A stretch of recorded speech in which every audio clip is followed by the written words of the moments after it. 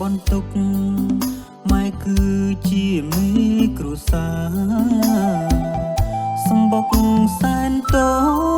ចកំព្រារងាអត់បាលោកយាយដើរតួជាប៉ារក្សាអប់រំរូបកូនឃើញគេជួបជុំចិត្តខ្ញុំអើយសែនស្រមៃថានឹងមានថ្ងៃពុកវិលវិញដូចបំណងតែជីវិតពិតមិនដូ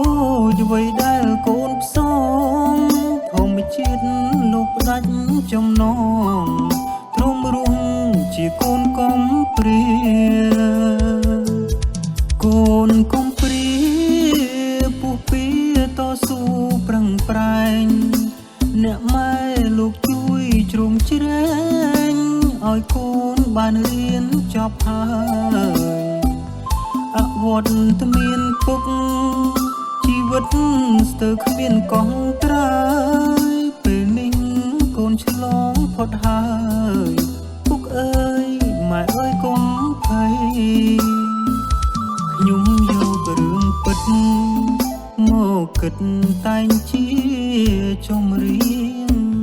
ថតយកសំនៀងរៀបរាប់ប្រាប់ពីអត្តន័យនេះជាកម្មខ្ញុំកុំសើចកុំយំធ្វើអ្វីធម្មជាតិលោកផ្ដាច់និស័យទ្រាំរស់ជាកូនកំព្រា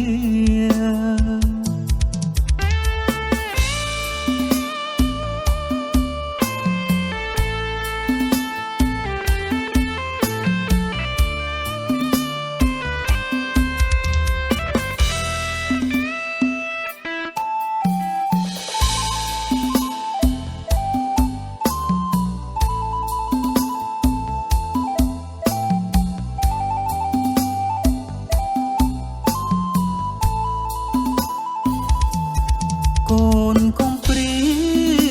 ពុះពីតស៊ូប្រឹងប្រែងអ្នកម៉ែលោកជួយជ្រោមជ្រែងឲ្យកូនបានរៀនចប់ហើយអវត្តមានពុកជីវិតស្ទើរគ្មានកងត្រើយពេលនេះ